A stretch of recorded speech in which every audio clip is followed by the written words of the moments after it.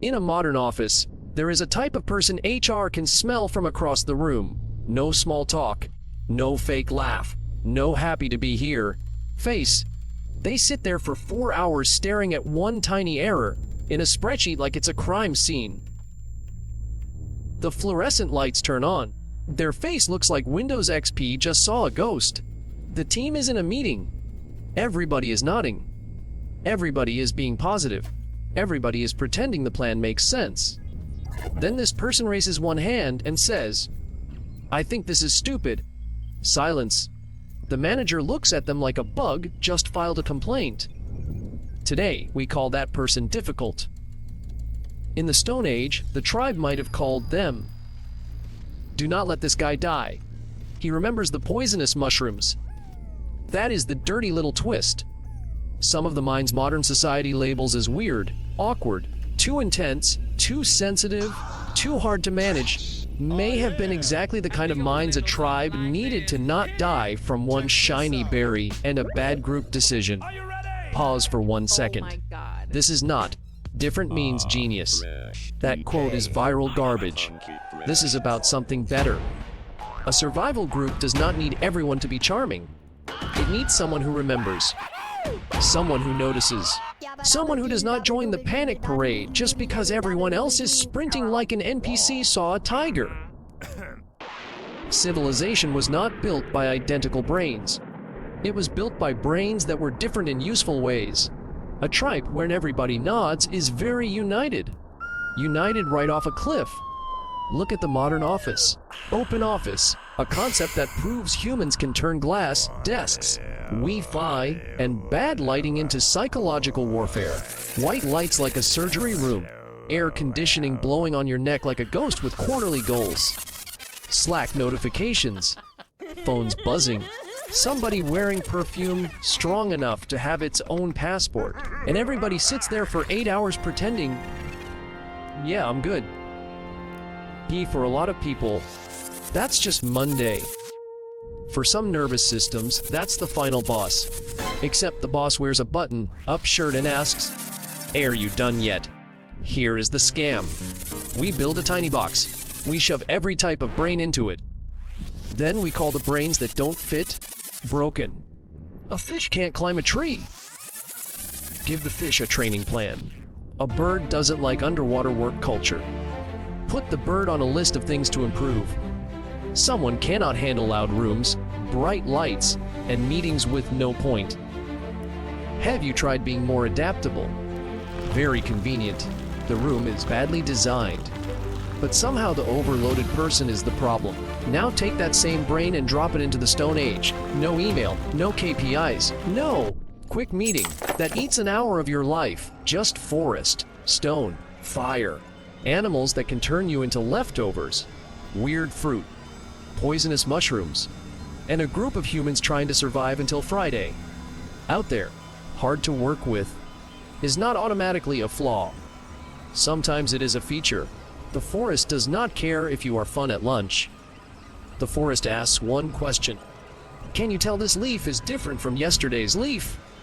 If not, congratulations.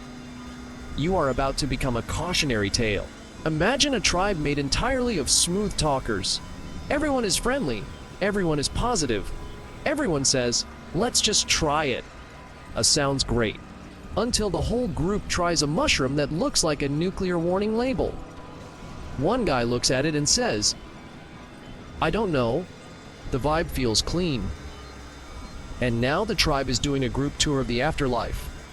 That is why survival groups do not run on vibes. They need the detail person, the annoying detail person, the person who stares at a mushroom for 10 minutes, sniffs it, compares it, remembers last season, then says, "No, eat this and you meet your ancestors." In the office, that is overthinking. In the forest, that is a fire alarm with legs. Annoying, yes. Alive? Also yes. Traits, like detail focus, deep memory in a narrow area, pattern tracking, system thinking, and discomfort with vague nonsense can become useful in the right environment. Not always. Not for everyone. But at the group level, it matters. A tribe needs different kinds of radar. Someone hears the weird sound. Someone remembers the route. Someone knows which fruit is safe. Someone knows which stone breaks into a sharp edge. Someone looks at the tracks and says, "That is not a deer." That is a reason to turn around. That person may not be the life in the party, but when you are standing in front of a shiny red berry bush, you do not need the life of the party. You need the guy with the uncomfortable face saying, "Do not put that in your mouth." Civilization did not begin with a perfectly social team. It began with a group diverse enough to not all be stupid in the same direction. One person is stupid because they are curious. One person is stupid because they are confident. One person is stupid because everybody else is running. And one person stands there and says, "Why are we being synchronized idiots?" In a company, that person is not a culture fit. In the forest, that person is the undo button. Modern life treats obsession like a glitch. A kid memorizes every dinosaur. A grown adult knows every train model. A worker can spend 30 minutes explaining why one spreadsheet cell is formatted wrong. People laugh. You're kind of obsessed. The Stone Age tribe hears that and says, "Can you be obsessed with poisonous plants? We would like to continue living." In a survival environment, deep interest is not a hobby. It is life insurance. If someone notices plants too deeply, they may separate dinner from final dinner. If someone notices stones too deeply, they may know which one makes a better blade. If someone notices animals too deeply, they may remember where the herds move each season. If someone notices patterns too deeply, they may see the thing everyone else missed. And the group does not need everyone to do that. It only needs one person good enough. A tribe is like a dirty toolbox. A knife does not do the job of rope. Rope does not do the job of fire. Fire does not do the job of the mushroom guy. And the mushroom guy does not need charisma. He just needs to still be alive. That is the part modern society forgets. A person's value is not separate from their environment. A brain that looks too narrow in school can be extremely useful in the wild. A person called too detailed in a meeting may be the only one who sees the plan leaking. A person called too rigid may be the one who refuses to accept a broken tool. And broken tools in the Stone Age were not a minor inconvenience. No refund policy. If the stone blade is dull, you go hungry. If the spear point breaks, you are in trouble. If your hand slips, your hand pays the bill. Good stone tools require attention, angle, force, material, repetition, correction. They require stubbornness, precision, a deep irritation with bad versions. In modern office language, that is too perfectionist. In Stone Age language, that is dinner not running away. There was no Jira, but there were bugs. The bug was starvation. And not everyone has the patience to debug with rocks. Humans are social animals. That is powerful. It is also how we become group idiots. One person runs. Two people run. Everyone runs. Nobody knows why. But hey, better run first and think later. The ancient brain has a very simple emergency setting. That guy is running, so I am running. That is how a small problem becomes a festival of bad decisions. The office version is almost the same. One person says, "I think this campaign will go viral." Two people nod. Three people nod. The whole room nods. Nobody asks, viral because it is good, or viral because people will hate it. Later, when it burns down, the team has a learning meeting. The Stone Age did not have learning meetings. Or if it did, they were short. They ran the wrong way. The end. That is why a group sometimes needs someone who does not get pulled by crowd emotion too easily. Someone who stands still, with a deeply unpleasant face. No inspirational speech, no motivational quote. Just know, that direction is wrong. In a meeting, that person kills the vibe. In the forest, that person keeps the group from delivering itself to a predator. This is not praise for being contrarian all the time. The person who argues with every sentence is also exhausting. The tribe does not need a guy saying, "Actually, under every rock." But when the group is wrong, a less herd-driven brain can become an emergency brake. And emergency brakes are not designed to be cute. They are designed to stop crashes. Modern society rewards smoothness, say the right thing, not at the right time. Do not disturb the room, look professional. But survival may have rewarded something else's, the ability to interrupt stupidity. One person says, "No." But one person asks, "Why?" One person looks at the group and says, "What evidence do we have besides that guy running with confidence?" That is a red flag on an HR form. In real life, sometimes the red flag is the only flag warning you about the whole. Now, pause. Do not let this turn into a cheap inspirational poster. There is no different means automatic genius. There is no mental illness is magic. Some people suffer for real. Some people need real support. The point is not to decorate pain. The point is that society often calls someone broken because it is measuring them in the wrong room. Autism is not psychosis. ADHD is not schizophrenia. Hearing voices is not the same as liking patterns. Social difficulty is not the same as losing contact with reality. Different mind is a wide umbrella, not one superhero character. History also did not have one single reaction. People feared difference. They spiritualized it. They locked people away.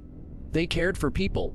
Sometimes they did all of that at once, because humans are extremely talented at contradiction. One famous example is Geel in Belgium. For centuries, families there took in people with mental health conditions and let them live as part of everyday community life. Not a paradise. Not a resort. Not a piano, music movie ending. But it asks a hard question: is pushing different people out of normal life really the only option? Some hospitals in the medieval Islamic world also used music, water sounds, gardens, conversation, and care as part of mental health support. Music did not magically cure everything. Water was not a miracle drug. But at least some places understood something many modern offices pretend not to know. Environment affects the mind. Sound matters. Light matters. Space matters. The way people look at you matters. Then the modern office stands there under lights like an operating room, inside a loud, open office, and says, "We are inclusive." Inclusive. But every chair is the same. Every light is the same. Every schedule is packed like a crime scene. And when someone overloads, the system asks, "Why aren't you more resilient?" Translated into Stone Age language, "Why can't you eat poisonous mushrooms with a better attitude?" Here is the uncomfortable part. Maybe modern HR is not wrong because it is evil. Maybe it is wrong because it is hiring for the wrong cave. A cave that requires you to sit still for 8 hours, stare at a screen, handle noise, talk just enough, smile at the right time, answer messages fast, and pretend everything is collaborative. That cave calls some people broken. But change the environment, and the broken part can become useful. In the office, a quiet person may look like they lack leadership. In the forest, they may hear the strange sound before everyone else. In school, a child obsessed with one subject may look unbalanced. In a tribe, that focus may turn them into the only expert the group has. In a meeting, the person who does not follow the crowd is difficult. No, when the group is about to make a stupid decision, that person is the undo button. This does not mean society should abandon different people and say, "Great, you are useful for evolution. Good luck." No.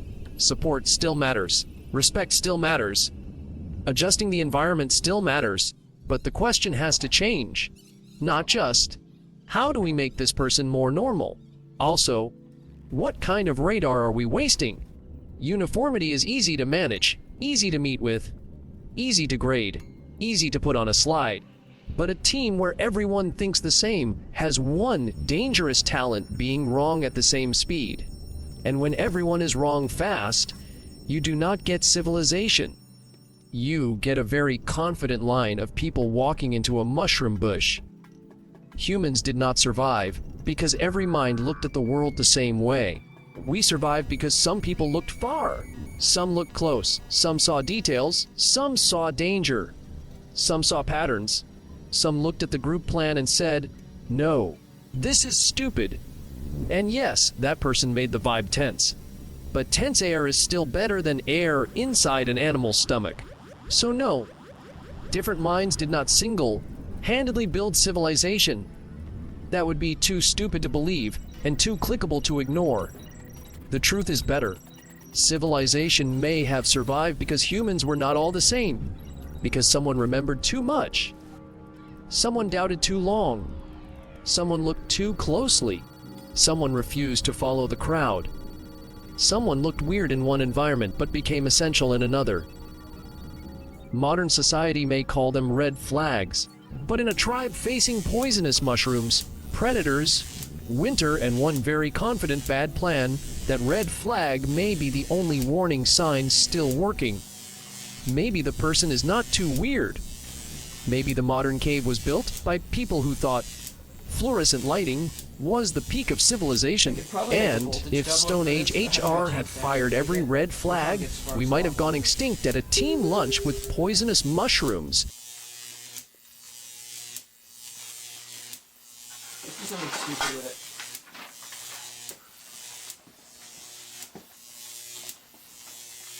Okay.